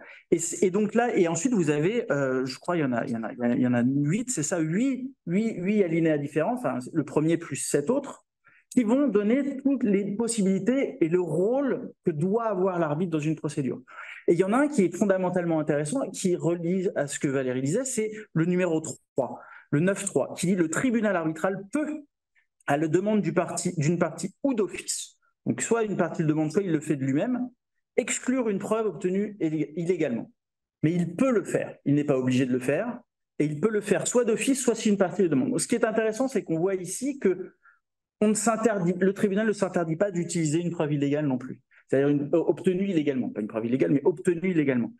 Pourquoi? Parce que la question de la légalité d'une preuve, elle varie selon les droits applicables. Dans certains droits, même des preuves obtenues de manière plus ou moins légale, elles sont admissibles et elles sont acceptables. Dans d'autres droits, elles ne le sont pas. Donc ici, on laisse véritablement le pouvoir au tribunal, en fonction du droit qu'il a devant lui, en fonction des risques qu'il prend à accepter d'utiliser une telle preuve pour fonder sa décision, de savoir si oui ou non, il a intérêt à le faire ou pas. Ce qui est intéressant dans cet article, c'est qu'on traite aussi de toutes les questions de confidentialité des preuves, on traite aussi de toutes les questions en matière de secret des affaires, et on essaie de protéger un maximum, puisqu'on est dans l'arbitrage, et puisque originellement, même si ça tente à devenir plus du tout une des caractéristiques, et à mon avis, ça n'en a jamais été une, mais c'est de moins en moins le cas, on traite beaucoup de la confidentialité ici, parce que c'est aussi quelque chose que les parties ont souvent mettent souvent en jeu quand on leur demande de produire une preuve qu'elles ne veulent pas produire, en disant je ne peux pas la produire parce que sinon, secret des affaires, problématique de confidentialité. Donc le tribunal arbitral a aussi ce pouvoir d'obliger les parties à produire des documents, mais tout en garantissant la confidentialité dans la procédure arbitrale. Et comme vous le savez peut-être, le tribunal, par exemple, peut demander la production d'une preuve qui ne sera accessible soit que au tribunal arbitral et pas à la partie adverse. C'est rare. C'est très très rare, soit que au conseil, mais pas aux parties elles-mêmes. Avec les conseils s'engageant à ne pas donner aux parties, parce que sinon, ça peut engendrer des problématiques de confidentialité, de secret industriel et ainsi de suite. La conséquence étant laquelle, c'est que quand il va rédiger sa sentence, cette pièce sera anonymisée en quelque sorte. Les parties sauront que c'est cette pièce-là, mais on ne verra pas le contenu. Et ça, c'est en quelque sorte la force de ce règlement, et notamment de ce que les arbitres en ont fait, c'est de pouvoir s'adapter un maximum aux parties. C'est-à-dire, ils ont besoin de cette preuve, mais clairement, il ne faut pas que les deux parties en aient connaissance ou que l'autre partie en ait connaissance, sinon ça peut engendrer d'autres problèmes ensuite. Donc, il va trouver des solutions comme ça.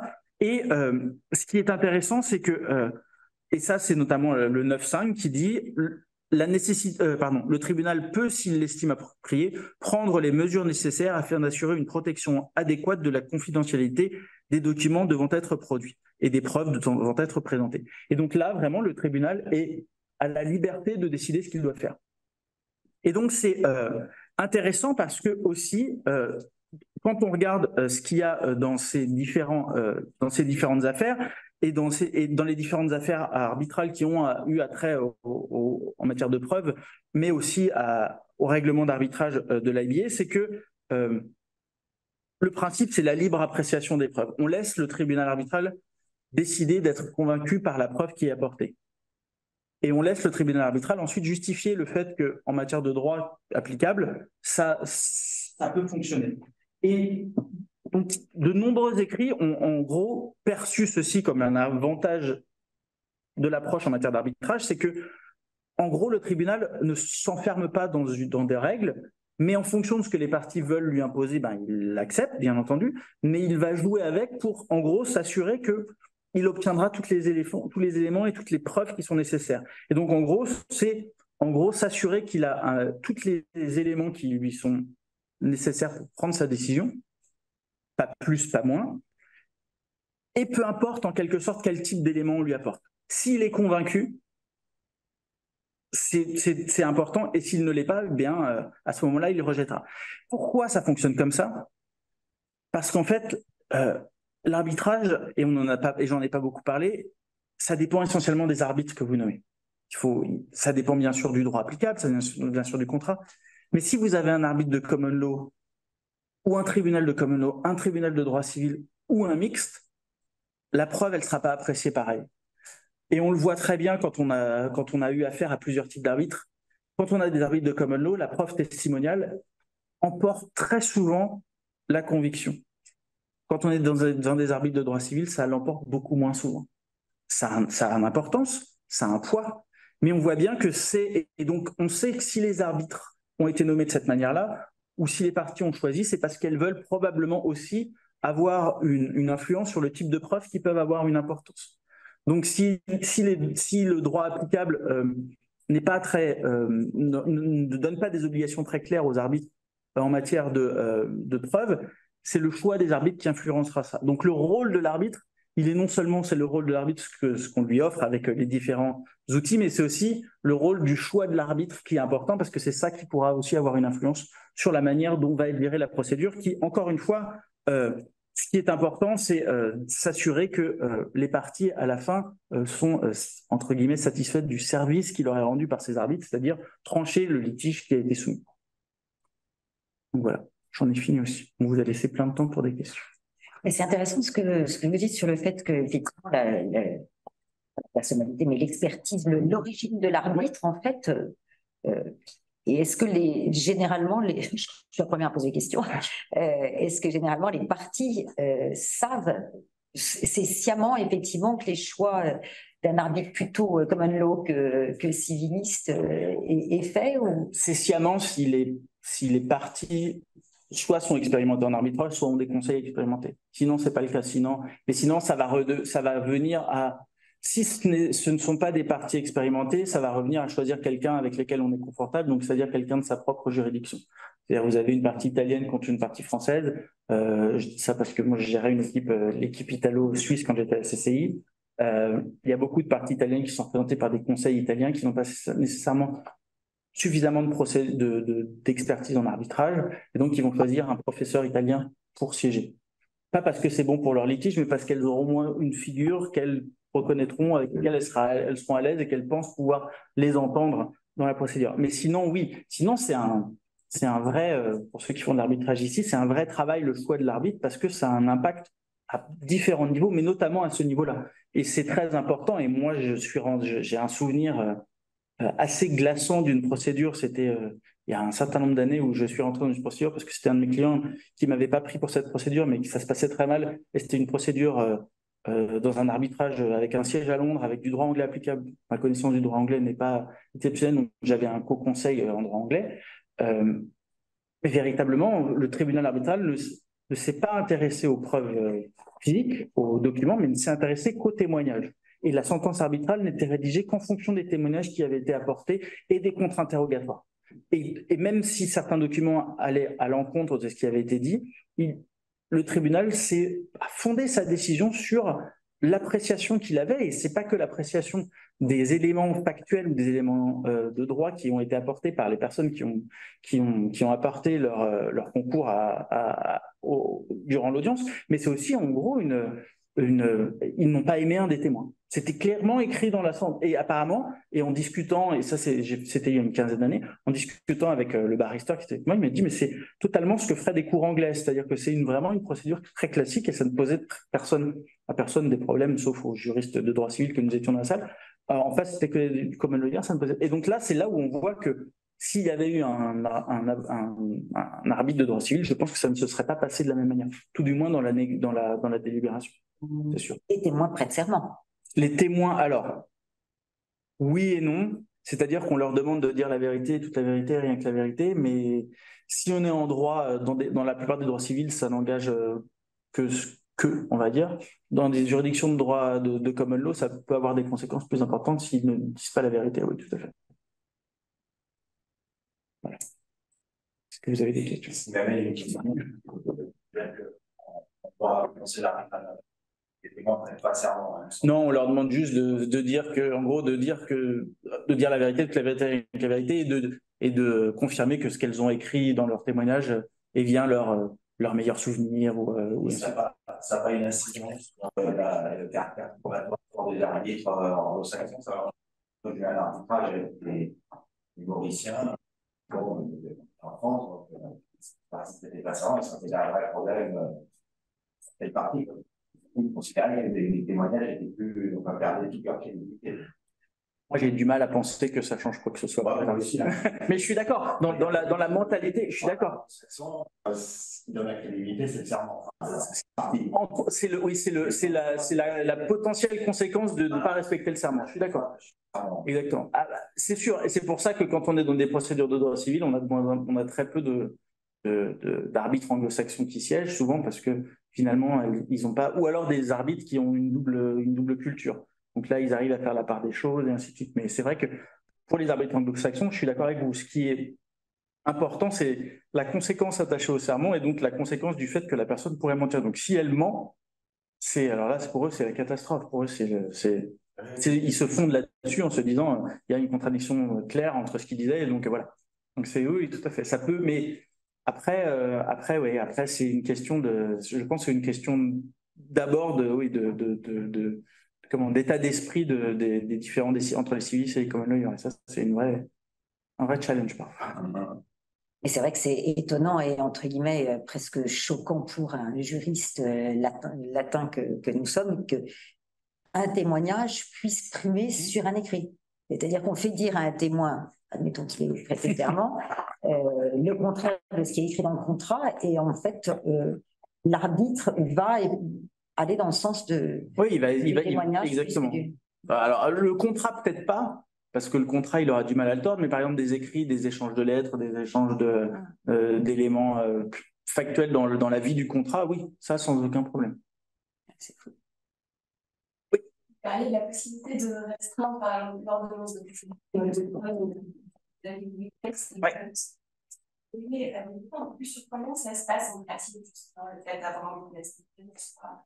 Est-ce que c'est pas justement challengé par les parties adverses?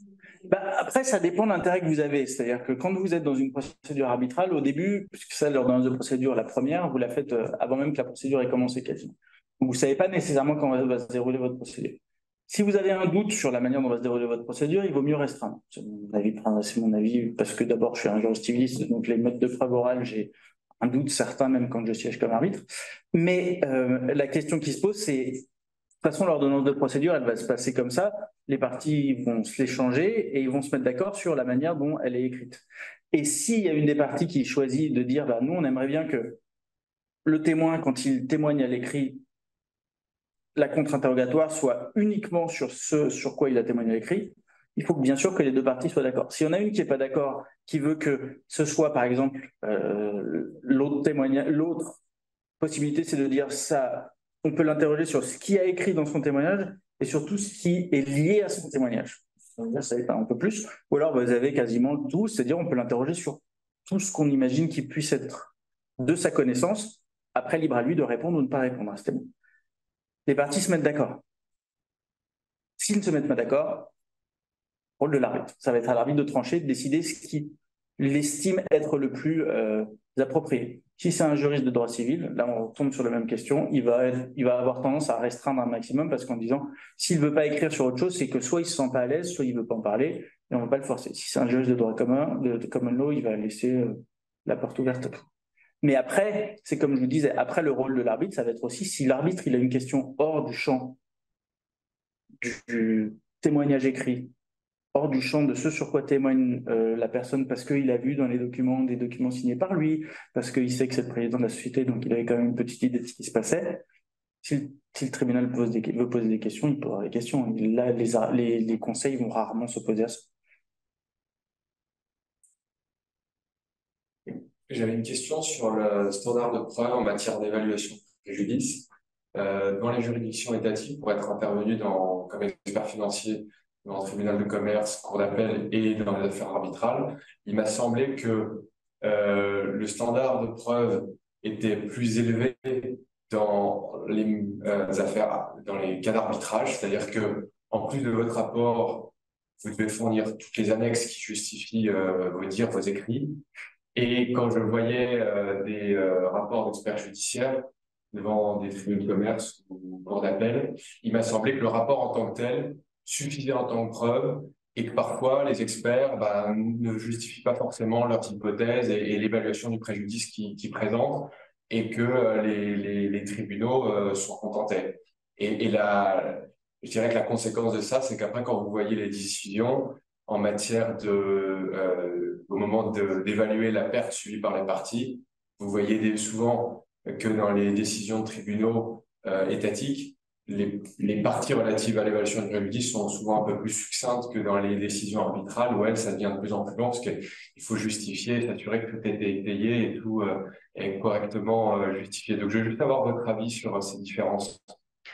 Déjà, une remarque préalable, effectivement, c'est un élément de preuve, mais c'est pas la décision du tribunal, le rapport de l'expert judiciaire. Bien sûr. Expert de partie, je parle.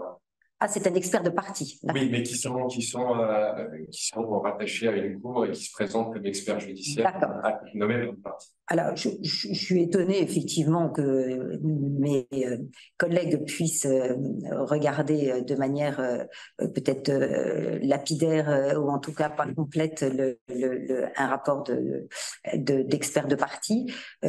Simplement, comme on l'évoquait tout à l'heure, c'est un des éléments de preuve qui peut-être conforté ou contredit par d'autres éléments de preuve qui se trouvent dans les dossiers des parties. J'imagine que c'est ça. Je ne vois pas qu'on ne prenne pas en compte. Là, vous parliez d'une expertise de partie, mais pas d'expertise commun.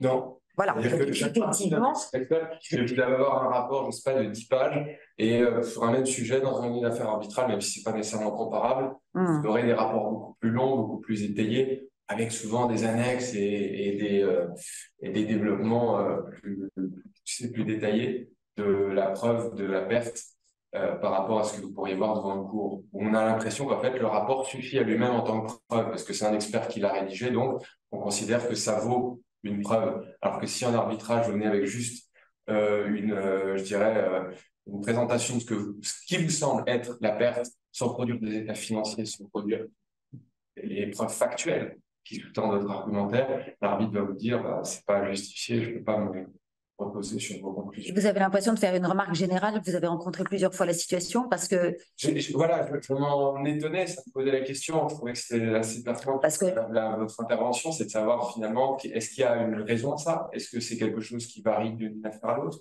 Alors, on a vu qu'on avait des approches de la preuve un peu différentes. Moi, je dirais qu'en tout cas, devant le tribunal de commerce, une expertise de partie reste une expertise de partie et qu'en face, il y a d'autres éléments qui viennent soit contredire, soit atténuer probablement ce que l'expert de partie, ce à quoi il a conclu. J'imagine que c'est ça. Et une fois encore, le principe de neutralité reste quand même dans la ligne de mire et le juge ne peut pas non plus demander des éléments totalement différents de ceux qui sont produits par les parties en charge en termes de preuve. Et moi, si je voulais, c'est pas parce que c'est produit que les arbitres le lisent. on va être très clair, c'est que moi j'adore les chiffres, j'adore les maths. Je suis à peu près le seul, je pense, de mon cabinet, donc c'est toujours moi qui fait les problématiques de dommages. Les arbitres n'aiment pas les chiffres. Et donc, ça leur convient très bien d'avoir des rapports sur lesquels ils peuvent faire des copier-coller. Et je le vois quand je siège avec des présidents qui n'ont aucun intérêt dans les chiffres. Donc, c'est assez simple pour eux. Maintenant, je pense que ça reflète aussi un des problèmes. Et là, on sort du cadre de la présentation de la problématique d'arbitrage. C'est que les procédures arbitrales sont trop longues, sont trop importantes et produisent trop de documents. Et les dommages sont un des éléments qui correspondent à ça. Parce que je suis d'accord avec vous, si vous produisez que le rapport, même si c'est un rapport qui fait 100 pages et vous ne produisez pas les annexes, la partie adverse va vous dire, mais nous, on ne peut pas vérifier. Alors, c'est pas eux qui vont vérifier, c'est leur expert financier qui va vérifier, mais on doit avoir tous les éléments qui sous-tendent l'analyse, comme une analyse juridique, qui sous-tendent l'analyse financière. Et donc, vous allez avoir exactement ça. D'abord, généralement, on ne produit pas en papier parce que c'est trop grand, donc on produit qu'en électronique toutes les annexes, tous les feuilles de calcul et ainsi de suite. Au final, le tribunal, il va pas lire ça. Il va lire le rapport, il va lire l'exécutif sommaire au début, et puis il va analyser ça s'il peut l'analyser. Mais je pense plutôt que et ça rentre dans cette espèce de crainte globale de s'assurer que tout ce qui est dit est justifié, ou tout du moins ce que le tribunal peut s'appuyer sur quelque chose qui est suffisamment convaincant, même si, encore une fois, je pense que ça pourrait être beaucoup plus court et que ça pourrait être beaucoup plus simplifié, mais que voilà, c'est devenu maintenant la norme de produire des rapports de 150. Mais si vous regardez bien les sentences arbitrales, par rapport à ce qui est produit, souvent les sentences arbitrales sur les dommages, il y a très peu d'analyse. Il y a beaucoup de reprises de ce que les parties ont dit ou leurs experts ont dit. L'analyse du tribunal, elle va se situer sur très peu de pages, même si c'est pour accorder des dizaines ou des centaines de millions de dollars. Ça va pas être sur beaucoup de pages, tout simplement parce que les arbitres ne sont pas à l'aise avec une analyse financière ou comptable. Et donc, ils vont reprendre des éléments qui sont... et parfois même le faire un peu au doigt levé sur certains éléments. C'est-à-dire qu'ils ne vont pas reprendre in extenso le montant qui est demandé, mais l'adapter en fonction d'éléments qui ne sont pas nécessairement très clairs à la lecture de la sentence. Avec peut-être aussi une différence, c'est que le procédure de contre-interrogatoire, pour un expert, on est rarement contre-interrogé devant un tribunal de commerce. Et donc, la preuve orale va peut-être aussi... Ah ben elle pondérera l'écrit, c'est sûr. Elle pondérera l'écrit, et puis, comme je le disais tout à l'heure, il y a peut-être dans le dossier de la partie adverse d'autres écrits qui viennent contredire, ou en tout cas, une fois encore, atténuer les conclusions de l'expert de l'autre partie. Et ça, vous n'en avez pas forcément connaissance. Et juste une question, si je peux me permettre, dans quel cas de figure devant un tribunal de commerce, vous pouvez être amené à appeler un expert à témoigner, de présenter ses conclusions et est-ce que ça vous est déjà arrivé? Ça ne m'est jamais arrivé, je n'en ai jamais entendu parler.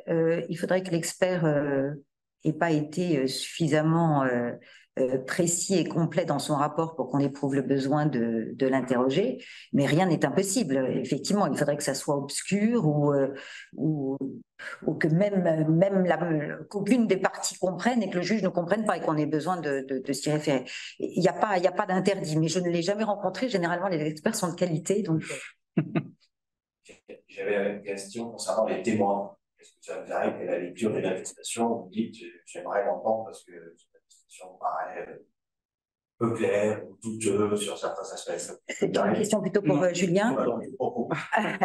Alors, comme je le disais tout à l'heure. Ça se fait de manière automatique. Enfin, automatique, c'est parce que c'est ce qu'il faut pour ceux qui ont moins l'habitude des procédures arbitrales, c'est la partie adverse qui va décider ou non d'appeler le témoin de la partie adverse. En gros, c'est une question savoir s'ils veulent oui ou non mettre en doute son témoignage écrit. Mais oui, ça se fait classiquement. Effectivement, c'est tout à fait quelque chose de faisable et qui se fait. Qui se fait, oui. Mais pas automatiquement, c'est-à-dire que c'est suivant si tu décides que dans ton dossier... Exactement. L'attestation est soit pas clairement rédigée, soit elle vient contredire exactement, et on fait comparaître les parties. Ça, c'est souvent d'ailleurs dans les audiences collégiales, puisque vous savez, les juges au tribunal de commerce soit siègent à juge unique, soit collégialement à 3. Et ça arrive, oui, j'ai déjà assisté plusieurs fois à des... Il faut faire attention à ce qu'on dit quand on est témoin. Oui, J'ai juste une question par rapport quelle est votre position sur le scope du pouvoir contraignant du tribunal arbitral.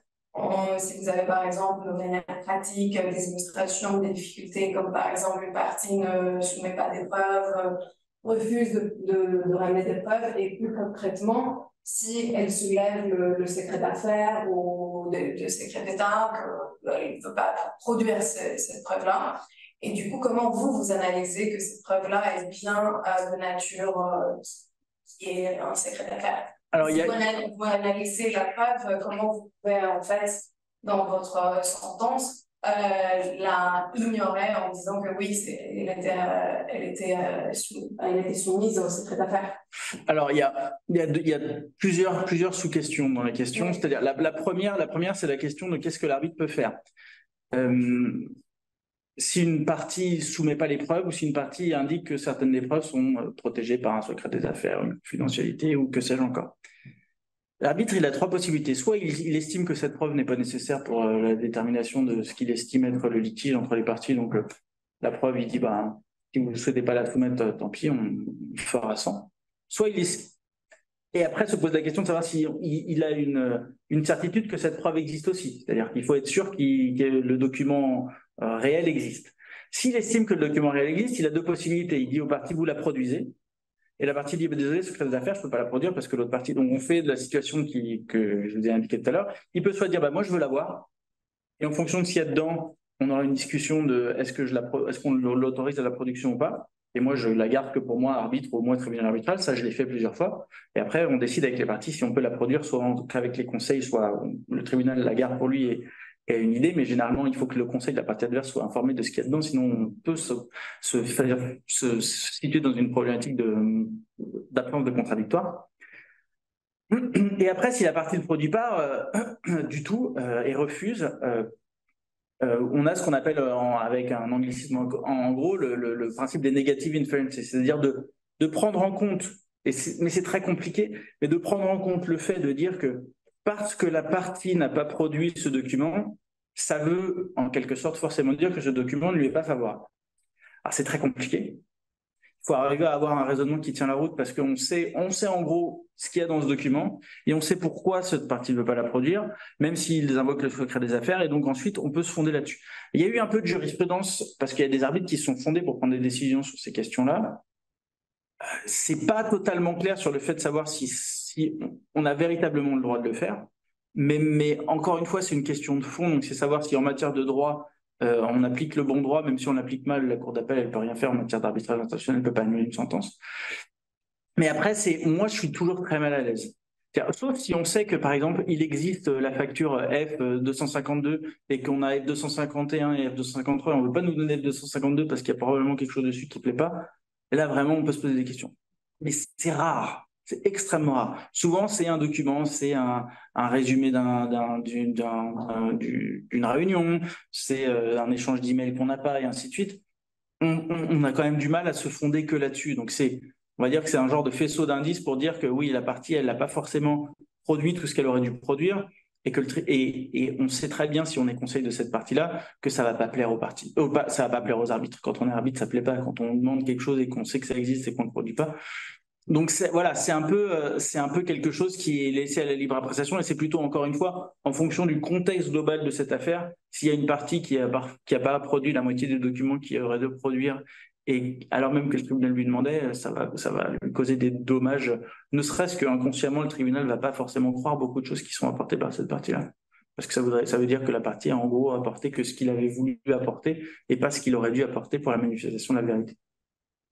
Et est-ce que vous pouvez, par exemple, solliciter le juge d'appui, ou est-ce que vous pouvez avoir une relation avec... Alors, en principe, dans beaucoup de procédures arbitrales, non, parce que normalement, ça reste dans le domaine du juge. Une fois que le tribunal est constitué, c'est lui qui peut le faire. Après, vous avez toujours la possibilité de solliciter l'appui d'un juge, notamment ce qui se fait. Mais alors, le problème, c'est qu'aux États-Unis, maintenant, on ne sait plus trop si on a le droit de le faire ou pas. Et on peut solliciter des pièces qui sont situées aux États-Unis. On peut solliciter un juge pour qu'il oblige la partie à les produire, le fameux 1782. Non, le juge américain, on sollicite le juge américain en disant il y a des pièces qui sont situées sur le sol américain, nous, on a une procédure internationale, on a besoin de votre aide pour que vous forciez la partie à produire un document. Donc vous avez ça c'est une des rares procédures. Mais pour le reste, non, pour le reste, c'est que dans les mains de l'arbitre. Et ensuite, vous avez, si on veut aller plus loin, vous avez les problématiques qui peuvent se poser, mais en matière, on va dire, de fraude ou en matière de corruption. C'est-à-dire que si jamais les documents sortent pas pendant la procédure, mais sortent après, ça peut avoir des conséquences sur l'exécution et sur la sentence arbitrale. Mais ça vient plus tard. Parce que comme l'arbitre n'a pas de pouvoir véritablement contraignant, mais s'il est parti, exemple type, vous avez une procédure pénale plus ou moins parallèle à une procédure arbitrale, qui fait sortir des documents petit à petit, mais pas forcément en même temps. Et donc la sentence arbitrale est rendue et on n'a pas de connaissance, par exemple, que le contrat a été obtenu par corruption. On va faire quelque chose de très classique. Puis la procédure pénale continue, et donc la sentence arbitrale est rendue et donne raison à la partie en quelque sorte corruptrice, mais on ne sait pas quelle est corruptrice à l'époque. Si la procédure pénale arrive à son terme et finalement condamne cette société pour pratique de corruption dans tel marché, et lui, le juge, avec ses mesures d'instruction, obtient des documents, à ce moment-là, si on est dans un délai raisonnable, généralement, la sentence pourra être annulée parce que, en gros, ou être révisée, ou être modifiée, ou être en fonction des preuves qui peuvent être apportées. Mais c'est à ce moment-là que le juge peut avoir un appui, mais je dirais connexe pas directement par le biais de l'arbitre. Bonjour, je suis à distance. J'avais 3 questions. Alors, la première, c'était, vous indiquiez tout à l'heure, certaines preuves obtenues de manière illégale peuvent être acceptées dans certains droits. Donc, si vous pouviez préciser lesquels. La deuxième question est, en fait, quel est le profil type d'un arbitre? Est-ce qu'il doit obligatoirement être avocat, par exemple, exercer en tant qu'avocat pour pouvoir intervenir en tant qu'arbitre? Et pour finir, pour ce qui concerne les marchés publics français, donc l'arbitrage est dérogatoire. Est-ce que vous avez eu l'occasion ou est-ce que l'arbitrage est exploité dans les marchés publics français ou le sont-ils essentiellement dans les contrats internationaux? Alors, première question sur quel droit. Le droit auquel je pense, mais c'est notamment pour les enregistrements qui sont obtenus de manière illégale. En droit américain, c'est largement accepté que même si vous obtenez une preuve de manière illicite, je dirais, c'est-à-dire en ne sachant pas que la personne en face est enregistrée, vous avez le droit de l'utiliser dans les juridictions américaines, ça pose aucun problème. C'est celle à laquelle je pense de manière automatique. Et dans les juridictions de common law, c'est beaucoup plus facile de faire accepter un certain nombre de preuves qui ne sont pas nécessairement obtenues. En tous les cas, si on se plaçait dans une matière de droit français de manière légale, c'est assez facilement acceptable dans beaucoup de juridictions de common law, alors que dans les juridictions de droit civil, on est plus strict sur ces questions-là. Sur votre deuxième question, non, un arbitre n'est considéré comme arbitre que si on estime qu'il est compétent pour trancher un litige, donc il n'a pas de nécessité d'être avocat ni même juriste. Il y a un certain nombre de dossiers, notamment en matière de droit de la construction, où vous avez des gens qui ne sont pas des juristes, qui peuvent être des ingénieurs très compétents, mais qui ont fait beaucoup d'affaires, beaucoup d'arbitrage en tant qu'experts ou en tant que client d'une des parties, qui ensuite sont nommés comme arbitres. Donc il n'y a pas d'obligation.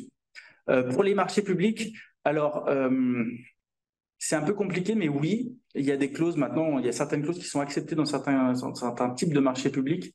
Mais après, c'est souvent dans le cas entre entreprises, soit publiques, soit entreprises qui a une délégation de service public et entreprises privées. Personnellement, dans les affaires où moi j'ai eu à traiter soit en tant qu'arbitre, soit en tant qu'avocat, ce n'était que dans des affaires où il y avait une partie qui était par exemple le maître de l'ouvrage ou une des deux parties qui était étrangère. Il y avait une des parties qui était française, c'est-à-dire qui était celui qui était le donneur d'ordre, qui avait la délégation de service public ou qui était une entreprise d'État, et en face une entreprise privée qui était là pour construire, je ne sais pas, une usine ou une centrale de production d'électricité ou des éoliennes ou que sais-je encore. Et donc là oui, généralement, ça pose pas de problème. Le problème qui se pose, c'est à quel juge on a recours quand on a besoin de faire l'annulation de cette sentence. Alors, il y a eu une série de décisions dans l'affaire Fosmax, dont je ne dirai pas plus loin parce que j'étais conseil d'une des parties, mais vous pourrez aller le voir très aisément dans le Conseil d'État. Il y a eu plusieurs affaires qui ont donné lieu justement à une décision sur le fait de savoir si, quand on veut demander l'annulation de cette sentence qui se fonde sur du droit public, est-ce qu'on doit aller devant la Cour d'appel de Paris, comme c'est de manière classique en matière d'arbitrage international, ou est-ce qu'on doit aller devant le Conseil d'État? Le Conseil d'État a préféré garder son écart. D'accord, très bien. Merci beaucoup. Avec plaisir. Je pense que pour conclure par ce mardi, je terminerai d'accepter. Nous remercions Valérie et Julien pour cette belle intervention. C'est toujours intéressant de voir les divergences et les similarités dans différents tribunaux et pratiques arbitraux. Donc, je pense que vous pouvez passer à la salle d'accueil pour un petit déjeuner. Et merci encore pour Merci. Merci pour votre organisation et merci de votre écoute.